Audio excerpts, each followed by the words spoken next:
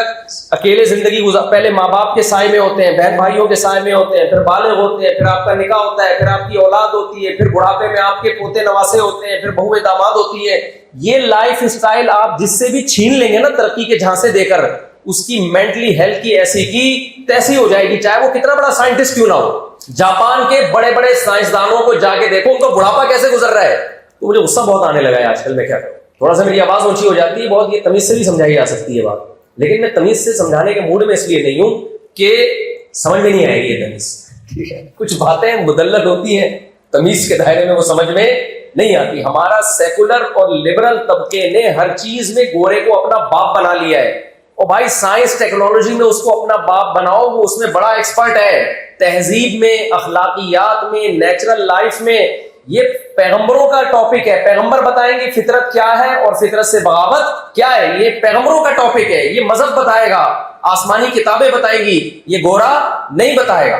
دیکھو زنا کرنا اخلاقی جرم ہے, یہ کون بتاتا ہے؟ علماء بتاتے ہیں, آسمانی مذاہب بتاتے ہیں, عیسائیوں کے پادری بتائیں گے, مسلمانوں کے مفتی بتائیں گے, یہودیوں کے جو بھی مذہبی رہنما وہ بتائیں گے نا. یہ ڈاکٹر بتائے گا. آپ ڈاکٹر کے پاس جاؤ کہ جی کسی عورت سے ریلیشن قائم کرنا, وہ کہے گا اگر وہ راضی ہے تو, کیونکہ ڈاکٹر کہے گا یار شادی کرنے میں یا فزیکل ریلیشن میں میڈیکلی کوئی نقصان نہیں ہے. تو یہ ڈاکٹر کا ٹاپک نہیں ہے, یہ ٹاپک نہیں ہے ڈاکٹر کا, یہ سائنسدانوں کا ٹاپک نہیں ہے. شراب پینا اخلاقی جرم ہے, یہ مذہب بتائے گا, یہ ڈاکٹر نہیں بتائیں گے. ابھی تو بہت سے ڈاکٹر خود پی رہے ہوتے ہیں, وہ کیا بتائیں گے؟ وہ تو یہ بتا دے گا کتنی کوانٹٹی میں نقصان دہ, کتنی کوانٹٹی میں فائدہ مند ہے, یہ بتا دے گا ڈاکٹر. انسان کی خوراک میں حلال بھی ہے حرام بھی ہے, یہ مذہب بتائے گا کہ گائے بھینس بکرے یہ کھانا یہ انسانیت پہ سوٹ کرتا ہے, یہ حلال گوشت ہے. کتے بلی خنزیر یہ انسان کی شان کے لائق نہیں ہے. یہ مذہب کا ٹاپک ہے, یہ ڈاکٹروں کا ٹاپک نہیں ہے. تبھی چائنا کے بڑے بڑے ڈاکٹر کتا بھی کھا جاتے ہیں, بلیاں بھی کھا جاتے ہیں, خنزیر بھی کھا جاتے ہیں. وہ کہتے ہیں یار جتنے پروٹین گائے میں اتنے ہی کتے میں, تو فرق کیا ہے دونوں میں؟ تو تہذیب اور اخلاقیات میرے بھائی کس کا ٹاپک ہے؟ مذہب کا. جس سوسائٹی میں مذہب نہیں ہے اس میں تہذیب اور اخلاق ختم, برباد. پھر دو چار تھینک یو رہ جائیں گے جو ان کے یہاں رہ گئے ہیں, بس nice to meet you, thank you. ایک صاحب نے مجھے بتایا, ایک واقعہ سنایا, بات سے بات نکلی, بس کوشش کر رہا ہوں جلدی سے سمیٹوں. مجھے کہنے لگے مفتی صاحب آپ بڑی تعریفیں کرتے ہو, مسلم سوسائٹی میں ماں باپ کی بڑی عزت ہے, جتنی چرسی بھی ہوگا تو اپنے ابا کا تھوڑا سا خیال کرے گا, ابا کو بھی ایک کڑیا لا کے دے دے گا, کسی بھی طرح سے کرے خیال, لیکن کرے گا. تو مفتی صاحب آپ غلط بات کرتے ہو, میں یہاں رہتا ہوں, میں ملک کا نام نہیں لوں گا, میرے ویزے پہ پابندیاں نہ لگا دیں, وہ ہمارے ملک میں آتے ہو پھر ہماری برائیاں کرتے ہو بیٹھے. تو ایک کنٹری ہے گوروں کا ملک ہے, کہتے ہیں مفتی صاحب یہاں جو بوڑھوں کی قدر ہے نا آپ اپنی سوسائٹی میں سوچ بھی نہیں سکتے. میں آپ کا نا سوچنے کا زاویہ ٹھیک کرنا, میں پلک پانا لے کر آیا ہوں, آپ کی تھنکنگ کو جو ہے نا اس کو سیٹنگ پہ لے کر آ رہا ہوں, سافٹ ویئر اپڈیٹ کر رہا ہوں میں. یہ جب آپ صحیح زاویے سے سوچنا اور دیکھنا شروع کر دو گے نا تو حقائق بھائی جو اللہ کا نہیں ہے نا, جو اسلام کو نہیں مانتا, وہ نہیں ہے, وہ صحیح اچھا انسان بن ہی نہیں سکتا. اچھے انسان میں صرف دو چار چیزیں تھوڑی ہیں, پوری زندگی ہے انسان کی. کھانا کیا ہے, پہننا کیا ہے, پہننا ہے بھی کہ نہیں ہے. گورے تو اب تک یہ فیصلہ نہیں کر سکے کہ پہننا بھی ہے کہ نہیں پہننا. کہتے ہیں آپ کا پرسنل معاملہ ہے, آپ پہنے نہیں پہنے, جیسے تبھی کچھ پہن رہے ہوتے ہیں, کچھ بغیر پہنے گھوم رہے. آپ نے ابا اما کی وہاں عورت کے حقوق کیا ہے دیکھو, یہ میں واقعہ بھول نہ جاؤں, یہ جو بھی میں سنانے لگا ہوں نا بوڑھوں کی خدمت والا واقعہ. عورت کے حقوق کیا ہے؟ گورے نے ایک نعرہ لگایا ویمن رائٹس, خواتین کے حقوق. جب آپ نے حقوق نہیں دینے ہوتے نا تو مبہم نعرے لگاتے ہو, اس کی ڈیٹیل آپ کے پاس نہیں ہوتی. مثال کے طور پر میں رفیع بھائی کے بارے میں کہتا ہوں, رفیع بھائی سے اچھا سلوک کرو, یہ میرے دوست ہیں, میرا بیہیویئر اچھا ہونا چاہیے, مجھے ان کے حقوق ادا کرنے چاہیے. ایک ایک گھنٹہ تقریریں رفیع بھائی پھولے بھی سمارے, واہ یار مفتی صاحب ہر وقت میرے حقوق پر بات کرتے ہیں. پھر یہ رفیع بھائی مجھ سے آ کے کہتے ہیں میرے حقوق ہیں کیا؟ کہتے ہیں حقوق کا مجھے بتا. تو ساری تقریروں کی ایسی کی تیسی ہو گئی کہ نہیں ہوگی. رفیع بھائی کہتے ہیں ایک بندہ میرے 2 کروڑ روپے لے کے بھاگا ہوا ہے, مفتی صاحب اس پہ بات کریں کہ وہ 2 کروڑ مجھے دے دے. میں کہوں نہیں, یہ جزیات میں نہیں جاؤں کہ فلاں آپ کے 2 کروڑ دے دے اور فلاں نے آپ کے اتنے پیسے لیے ہیں وہ دے دے, نہ. تو رفیع بھائی کہیں گے بھائی یہ حقوق مفتی صاحب آپ تقریریں پھر اپنے پاس رکھو, مجھے ان حقوق کی تقریروں کا 2 ٹکے کا فائدہ بولو نہیں. گورے نے کہا ویمن رائٹس, ویمن رائٹس. اور ویمن رائٹس میں 2-3 چیزیں, عورت کو آزادی ہو کہ وہ بھی جاب کر سکے, اور کیا ویمن رائٹس, اور کوئی رائٹس. اور بھائی ویمن جو ہے وہ یا تو آپ کی بیوی ہوگی, یا وہ آپ کی اماں ہوگی, یا وہ آپ کی بہن ہوگی, یا وہ آپ کی دادی نانی ہوگی, یا وہ آپ کی بیٹی ہوگی یا آپ کی پوتی نواسی ہوگی، ان کے کیا حقوق ہیں الگ الگ بتائیں. گورا بتا سکتا ہے؟ بولو نا.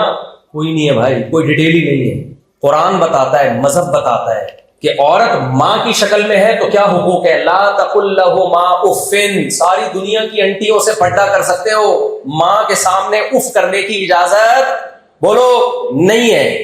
بوڑھی ہوگی، اس کو پالنا گورنمنٹ کی ذمہ داری نہیں ہے، اس پہ خرچہ کرنا. قل ما انفقتم من خیر فللوالدین، جو بھی خرچ کرو گے سب سے پہلے باپ اور ماں، اس کے لیے خرچہ نکلے گا تمہاری جیب سے. یہ رائٹس گورا بیان کرتا ہے کیا؟ جیپنیز کے پاس ہے یہ قانون اور ضابطہ؟ پھر اللہ کہتا ہے ماں اگر تم نماز پڑھ رہے ہو اور تمہیں نماز میں پکارتی ہے، نماز توڑ کر اس کی پکار پر لبیک کہو، بہرے بن کے مت بیٹھے رہو. کس قدر ڈیٹیل میں حقوق بیان کیے. ان کے قدموں میں جنت تلاش کرو. جس نے باپ کی پیشانی پہ محبت سے نظر ڈالی اللہ اسے حج عمرے کا ثواب دیتے ہیں. پھر وہ عورت اگر بیوی کی صورت میں ہے اس کے حقوق الگ ہیں. اس کے تو اتنے حقوق ہیں، تبھی تو لوگ شادی نہیں کر رہے. اماں سے زیادہ حقوق کس کے ہیں؟ بولو بھائی، بیگم کے. کتنی ہی مالدار کیوں نہ ہو، سارا خرچہ اس کی ساری زندگی کا، اس کا بھی اس کی اولاد کا بھی سارا خرچہ کس کے کندھے پر ہے؟ مرد کے کندھے پر. یہ وومن رائٹ گورا دے کے دکھا سکتا ہے کسی عورت کو؟ ہے بھائی، کوئی حقوق نہیں ملتے بھائی. آپ اپنی چائے اپنے خرچے پہ بناؤ. میاں کہتا ہے میں اپنی چائے اپنے خرچے پہ. ہمارے یہاں ہو سکتا ہے کہ بیگم تم اپنی چائے اپنے خرچے پہ؟ کبھی ایسا کہا؟ کوئی ایسا شیر نر ہو تو مجھے بتائے بھائی جس میں یہ ایسا. میں کہاں، میں تو مجھے تو 4 چائے پلانی پڑتی ہے، میرا تو اور ڈبل خرچہ ہے، 4 گنا زیادہ خرچہ ہے.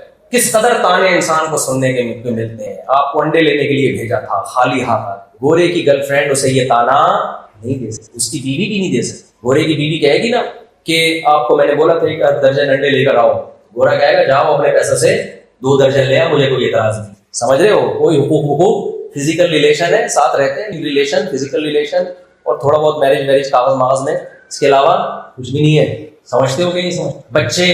بچوں کا خرچہ کس کے ذمہ ہے؟ اس عورت کے بدن سے جو اولاد ہوگی، ڈیلیوری کا خرچہ، اس کے اولاد کا خرچہ کس کے کندھوں پر ہے؟ مرد کے کندھوں پر. یہ کس کو حقوق دیے جا رہے ہیں؟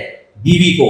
اس کو رہائش، جو اس کی اسٹینڈرڈ باپ کے گھر میں تھا اسی اسٹینڈرڈ کی رہائش پرووائڈ کرنا. عاشروہن بالمعروف، قرآن کی آیت کا یہی مطلب ہے. اسٹینڈرڈ وہی دینا ہے جو کہاں ہو، اس کے ماں باپ کے گھر میں، جس کی ڈیٹیل فقہ کی کتابوں میں ہمیں ملتی ہے. بیٹی کی شکل میں ہے تو اس کے حقوق الگ. آج یہ لوگ اعتراض کرتے ہیں کہ اسلام نے بیٹی کو آدھی وراثت دی ہے، مرد بیٹے کو دگنی دی ہے. حالانکہ بیٹے پر خرچہ ذمہ داریاں اللہ نے 4 گنا جان دی ہیں، اور بیٹی پہ ذمہ داری 1 روپے کی بھی نہیں ڈالی. وہ آدھا بھی مل کے بچا رہتا ہے اور اس کا ڈبل مل کے بھی اللہ خرچ کروا دیتے ہیں. اور یہ اعتراض وہ لوگ کرتے ہیں جو بیٹی کو آدھی بھی نہیں دیتے. ایک ہندو لڑکی کا فون آیا، اس نے کہا ہمارے ہندو لوگ جو اسلام پہ اعتراض کرتے ہیں ان ہندوؤں کی بات سارے ہندو نہیں کرتے. اس نے مجھے خود بتایا، کہتے ہیں ہمارے ہاں مفتی صاحب یہ اعتراض کیا جاتا ہے کہ مسلمان بیٹیوں کو آدھی وراثت دیتے ہیں، بیٹے کو ڈبل دیتے ہیں. کہتی خدا کی قسم اعتراض کرنے والے ہمیں 1 روپیہ بھی نہیں دیتے. ہماری فیملیوں میں بیٹی کو 1 روپیہ بھی نہیں ملتا. نہ بہتوں کو تو بیٹوں کو بھی نہیں مل رہا ہوگا، کتوں کو جاری ہوتی ہے وراثت. تو میں آپ سے جلدی بات کو سمیٹ کے بس ختم کرنے کی کوشش کر رہا ہوں. اچھی باتیں ہیں نا، وہ صفائی ستھرائی ڈسپلن، اس میں فالو کرو. مذہب جن چیزوں میں گائیڈ کرتا ہے میرے بھائی وہ ان کے پاس نہیں ہے. میں لوگوں سے ایک بات کہتا ہوں، ان کے حکمران ہمیں مل جائیں اور مذہب ہمارا ہو، ہم ان سے اچھے بن جائیں گے. ہمارے والے ان کو دے دو تھوڑے دنوں کے لیے، اور مذہب نہ ہو ان کے پاس تو ہم سے بدتر ہے. پہلے میں کہتا تھا ادھار دے دو، پھر میں کہتا پکے. تو بعض ادھار ایسے ہوتے ہیں جو پکے دیے جاتے. تو ایک اس سوسائٹی کا باہر کا ہے اور ایک اندر کا. ڈیپتھ میں جب آپ گہرائی میں جاؤ گے تو پتہ چلے گا بھائی اللہ اور رسول کو مانے بغیر انسان نہیں بن سکتا. تو میں وہ مثال دے رہا تھا کہ انہوں نے کہا آپ کے ہاں بوڑھوں کی کوئی قدر نہیں ہے. میں نے کہا کیسے؟ کہتے ہیں دیکھو میرے ابا بیمار تھے، وہ تھے، نام آئی ہے کینیڈا میں.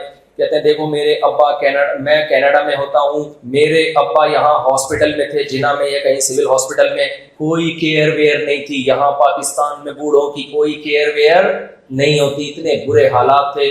میں نے ان کو خرچہ کر کے کینیڈا میں بلایا، آج یہاں VIP طریقے سے ان کا علاج ہو رہا ہے. اور یہاں کی نرسیں بوڑھوں کا اتنا خیال کرتی ہیں کہ مفتی صاحب بتا نہیں سکتا. اوہ ہٹو بچوں، یہاں ہے بوڑھوں کی کیئرنگ. نرس بوڑھوں کا کیا کرتی ہے؟ خیال. اور آپ کے سول اور جنا ہاسپٹل کی نرسیں دیکھو بوڑھوں کی کیسی ایسی کی تیسی کی. میں نہیں کہہ رہا ایسی کی تیسی کی ہوئی, وہ کہہ رہے تھے ایسا نہ جن اسپتال والے میرے اوپر کیس کر دیں. میں تھوڑی کہہ رہا ہوں بھائی کیس کرنا ان پہ, میں تو ان کا واقعہ سنا رہا ہوں آپ کو. میں نے ان سے کہا, میں نے کہا ذرا تھوڑی دیر کے لیے کائنڈلی, میں نے کہا مجھے ایک بات بتاؤ, آپ یہاں پیدا ہوئے ہو اس لیے آپ کو بوڑھے کی قدر ہے جو آپ کا باپ ہے. لاکھوں روپے خرچ کر کے اچھے سے اچھے علاج کے لیے کراچی سے فلائی کر کے کینیڈا لے کے جا رہے ہو کیونکہ آپ یہاں کی پیداوار ہو. آپ نے مذہب دیکھا ہے, آپ نے علماء سے بزرگوں سے باپ کی خدمت کے فضائل سنے ہیں, آپ نے یہ سنا ہے کہ باپ کی رسپانسبلٹی کس کی ہے, اولاد کے ذمہ ہے. میں نے کہا یہ نرس جو آپ کے ابا کی اتنی خدمت کر رہی ہے یہ لا اور قانون کی وجہ سے, سسٹم کی وجہ سے, ورنہ اگر یہ اتنی اچھی ہے تو اس کو بولو اپنے ابا کی کیوں نہیں کر لیتی. نہیں آئی میرا خیال ہے بات, اس کو بولو اپنے ابا کی بھی تو کر, اپنے ابا کو اولڈ ہاؤس میں, کا بھی تحقیق کرو, اپنے ابا کو وہاں داخل کرایا گا اولڈ ہاؤس. اس کے ابا کی خدمت کوئی اور نرس کر رہی ہوگی گورنمنٹ سے پیسے لے کے. بھائی یہ وہی خدمت ہے جو نرس ہماری, وہ جو ایئر ہوسٹس ہماری جہازوں میں خدمت کرتی ہے, اس کو تنخواہ ملتی ہے, اس کے ایٹیٹیوڈ سے متاثر ہونے کی ضرورت نہیں ہے. یہی جب بیوی بنے گی پھر اپنے میاں کی کر کے دکھائے ایسی خدمت.